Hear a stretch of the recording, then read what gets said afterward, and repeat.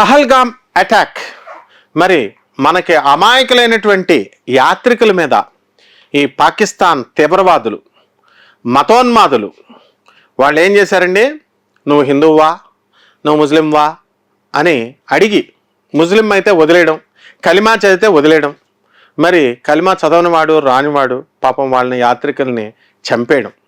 ఇలా మధుసూదన్ అనే వ్యక్తి పాపం వాళ్ళ భార్య అసలు కనీసం చెప్పలేకపోతుంది అనమాట. అయినా సరే ధైర్యశాలి పాపం ఆవిడ మీడియాకి అందరికీ కూడా ఎలా జరిగిందో వర్ణించింది. పాపం మధ్యలో మైండ్ బ్లాక్ అయిపోయింది. అటువంటి తీవ్రమైనటువంటి అటాక్ అనమాట అది.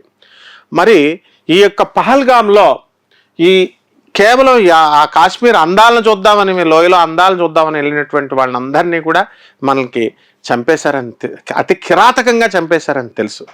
మరి అటువంటి పహల్గామ్ అటాక్ మీద జరిగిన తర్వాత మన నరేంద్ర మోడీ గారు, మన ప్రధాని గారు ఏం చేశారు అన్నది చూస్తే అసలు స్టన్ అయిపోతారనమాట మీరు. ఇమీడియట్ మోడీ గారు, అమిత్ షా గారు, మా కౌన్సిల్ ఆఫ్ మినిస్టర్స్, మన వాళ్ళంతా కూడా సెంట్రల్ మినిస్టర్స్ డిసైడ్ చేసుకుని వెంటనే ఇమీడియట్ రద్దు చేసి పడేశారు సింధు జలాలు పాకిస్తాన్లోకి వెళ్లకుండా. అక్కడ పసిపిల్లలు ఉన్నారు, అయినా సరే వాళ్ళకు బుద్ధి చెప్పాలి కాబట్టి వెంటనే పసిపిల్లలు, రైతులకు కూడా నీరు లేకుండా చేసి పడేశారు. దాంతో వెంటనే మొదట్లో చాలా సిల్లీగా తీసుకున్నారు వాళ్ళు సింధు జలాలు కట్ చేస్తే. కానీ ఏం జరిగిందండి, మరి అటువంటి టైంలో రైతులు కూడా ఉద్యమం చేస్తూ దీన్ని ఈ సింధు వాటర్ రాకపోయేసరికి ఇంకా తీవ్రతరంగా మనకి అనిపించే వాళ్ళకి ప్రజలు రోడ్డు మీదకి వచ్చేసారు. యువకులు మరి నీళ్లు లేవు తాగడానికి అక్కడ, అందువలన అందరూ కూడా కుర్రాళ్ళంతా వచ్చి పోలీస్ జీపులను పగలగొట్టడం, గవర్నమెంట్ ఆస్తులు నాశనం చేయడం, అలాగే రైతులంతా కూడా తిరుగుబాటు. ఆర్మీ చీఫ్ ఎక్కువ పాకిస్తాన్లో ఎలా ఉంటుందంటే ఆర్మీ కంట్రోల్ ఎక్కువ ఉంటుంది, ప్రధాని గిదాని ఏం ఉండదు. అవసరం నవాజ్ షరీఫ్ ఉన్నప్పుడు అతన్ని బహిష్కరించేసి ఆర్మీ కమాండర్ అయినటువంటి ముషారఫ్ కంటిన్యూస్గా పాలించాడు. ఇప్పుడు కూడా అదే జరుగుద్ది, చూస్తూ ఉండండి. ముందే మనం ప్రెడిక్ట్ చేస్తున్నాం క్యూబ్ టీవీ. ఎందువలనంటే అక్కడ పాకిస్తాన్ ప్రధానమంత్రి ఏమీ చేయలేడు. మీరు చూస్తుండగా అంతర్యుద్ధాలు ఆల్రెడీ స్టార్ట్ అయిపోయి ఆర్మీ రోల్ తీసుకుంటుంది. రోల్ తీసుకొని ప్రధాన్ని బహిష్కరించేసి కంట్రోల్లోకి తీసుకొని పాకిస్తాన్ ఆర్మీ జనరల్ ఖచ్చితంగా వాళ్ళ మిలిటరీ కంట్రోల్లోకి వెళ్ళిపోతుంది, ఆర్మీ కంట్రోల్లోకి. ఇది జరిగి తీరుతుంది. ఇది జ్యోతిషపరంగా మన నరేంద్ర మోడీ గారు వృశ్చిక రాశి, మరి మే 14 లోపల ఆయన ఈ ఉదంతాన్నంతటిని క్లోజ్ చేసేస్తారనమాట. ఆయన జాతకం అట్లా ఉంది. మే 14న మన గురుడు మనకు వృషభ రాశి నుంచి మిథున రాశిలోకి వెళ్లే ముందే ఈ పాకిస్తాన్ అటాక్కి, పహల్గామ్ అటాక్కి ప్రతీకారం తీర్చుకుంటారు. పాకిస్తాన్ని ఫుల్ స్టాప్ పెట్టేస్తారు. అందువలన ఇప్పుడు కేవలం ఈ పాకిస్తాన్ ప్రజలు సింధు జలాలనే కాకుండా వాళ్ళకి వాళ్ళకి మధ్య ఉన్నటువంటి ఈ యొక్క బోర్డర్ని క్లోజ్ చేసేయడం, అనేక విధాలుగా పాకిస్తాన్లో ఇంకా వేసాలు ఉన్నటువంటి భారతీయులను వెనక్కి తిరిగి వచ్చేయమంటాం. అలాగే ఇక్కడ వేసాలు ఉన్నటువంటి వాటిని ఇమీడియట్ రద్దు చేసి పారేయడం. ఒక డెడ్ లైన్ కేవలం రోజులు మాత్రమే పెట్టి మే 1 తారీఖు కల్లా మనకి పెట్టేసి వీళ్ళందరినీ పాకిస్తాన్లో ఎవరైతే ఇక్కడ ఇండియాలో ఉన్నారో వాళ్ళని బలవంతాన్ని పంపించేశారు. కాబట్టి ట్రేస్ అవుట్ చేసి తీవ్రవాదుల్ని సర్జికల్ సర్చ్తో వాళ్ళని అంతం చేశారు.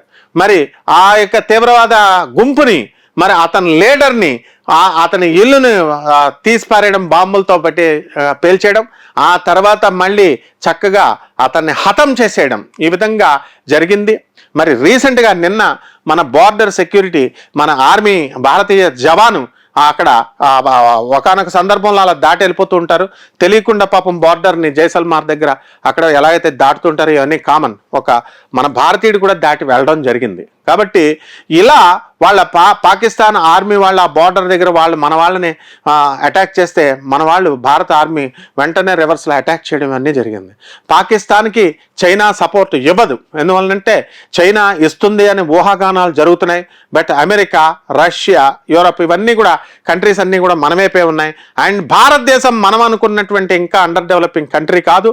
థర్డ్ వరల్డ్ సూపర్ స్టార్గా 2025లో మన నరేంద్ర మోడీ గారు ఎకనామిక్ రంగంలో కూడా ముందుకు తీసుకొచ్చేసారు భారతదేశాన్ని. అక్కడ డాలర్ స్టాక్ మార్కెట్ అంతా పడిపోయి, షేర్స్ అంతా పడిపోయి, మొత్తం యుఎస్ డాలర్ రేటు పడిపోయినా సరే రూపాయికి వాల్యూ తగ్గకుండా మోడీ గారు నిలబెట్టారు భారత రెవెన్యూని. అంతేకాకుండా ఇక నుంచి ట్రాన్సాక్షన్స్ అన్నీ కూడా రూపాయి రూపాయితోనే అని చెప్పేసి మొదలు పెట్టారు. రూపాయితోనే ఇప్పుడు ట్రాన్సాక్షన్ జరుగుతుంది. సో ఈ చైనాకి కూడా దడపట్టుకుంది. కేవలము చైనా అది కేవలం మూర్ఖత్వంతో వెళ్ళదు. మరి ఏ విధంగా అయితే శ్రీలంకలో ఉన్నటువంటి ఒక పోర్టునంతా కూడా రాయించేసుకొని చైనా వాళ్ళకు మద్దతు ఇచ్చి 99 సంవత్సరాలు లీజ్ తీసేసుకున్నారు. చాలా ఖరీదైనటువంటి ఇది ఇచ్చేటటువంటి రెవెన్యూ వచ్చేటటువంటి శ్రీలంక పోర్టుని. అందువలన చైనా ఎప్పుడు కూడా ఊరికినే ఏ దేశానికి కూడా హెల్ప్ చేయదు. పాకిస్తాన్కి చుట్టమేం కాదు.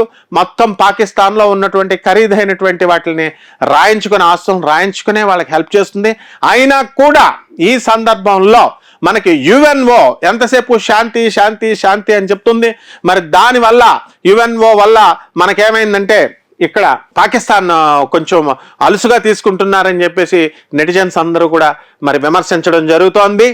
మరి ఈ విధంగా ఈ యొక్క అన్ని దేశాలు కూడా నరేంద్ర మోడీ గారికి సపోర్ట్ ఇవ్వడము, భారత శాంతియుత దేశంగా వాళ్ళకి తెలుసు కాబట్టి అంతా సపోర్ట్ మనకు వచ్చింది.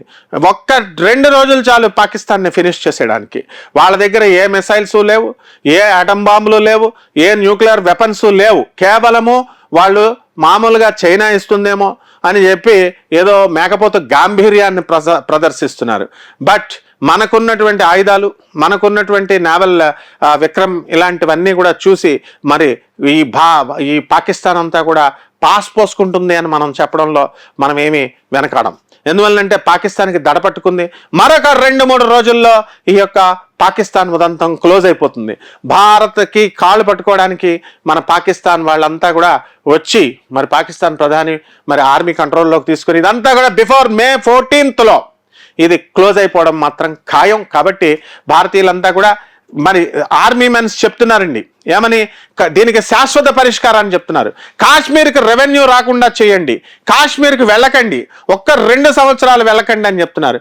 1-2 కలోనల్స్ చెప్తున్నారు, మార్షల్స్ చెప్తున్నారు. మరి ఎవరు వింటున్నారండి? వినాలి. కాశ్మీర్కి ఎట్టి పరిస్థితుల్లో కూడా యాత్రలకు వెళ్ళొద్దు.